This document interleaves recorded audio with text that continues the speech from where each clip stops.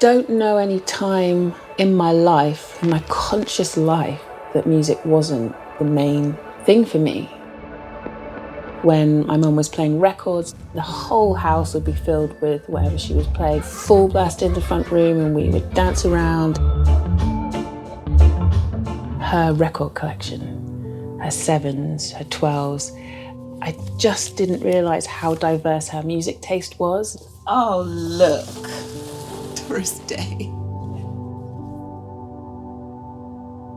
I remember her Grace Jones records and just being completely obsessed with these sleeves. One of my favourite records of all time, Family Stand, Ghetto Heaven. I stole it from her, I have that. Her record collection giving me that freedom to listen to anything.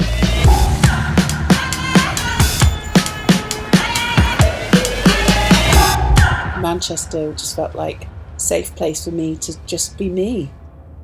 It made me feel like I was allowed to make music, create music, be around music.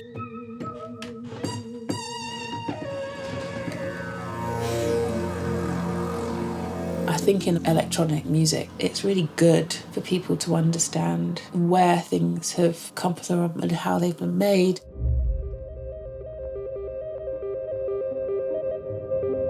I'm definitely influenced by Drexciya, but in a way that people might not quite understand. The music was sounds that they just needed to go with each other. It's like there was no real formula to it. There can be orchestration to your electronic music. There can be arrangement. The 4/4 doesn't necessarily have to be so visible.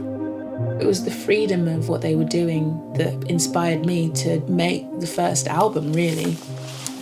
With my sleeve, and it has Braille.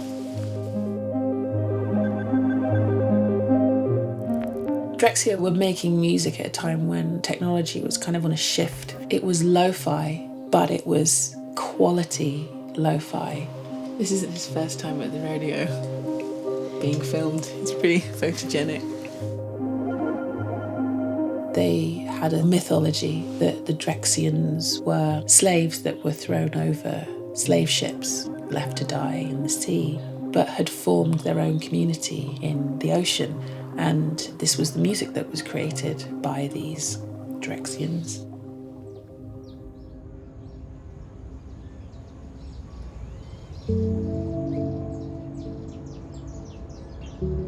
I've probably known Poppy for over a decade. It feels like I've known her all my life. She's an amazing producer, lyricist, DJ. The time we do spend together is really special and I really cherish it.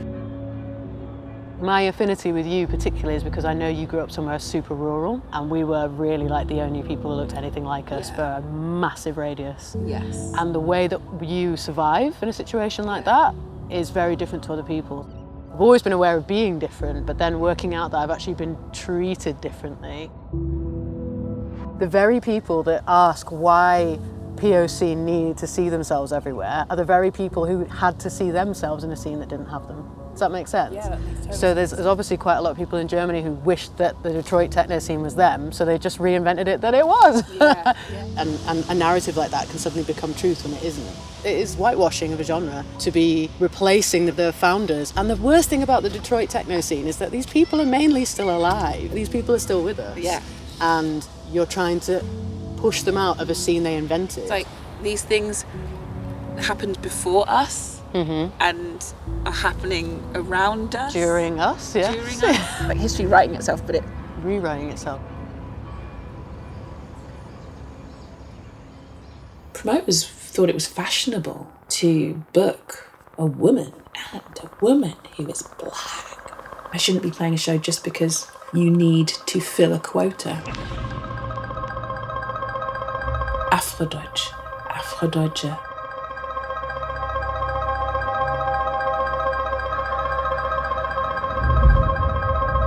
When I've played in Germany and I've met people after shows and all the people of colour have thanked me and said that they're using it. Afrodeutsche, they were now using this in their language and identifying as African Germans, being seen and being heard, just being recognised. It's really good for people to understand where things have come from in music. If you're someone who is listening, I think it's healthy to know the history around it.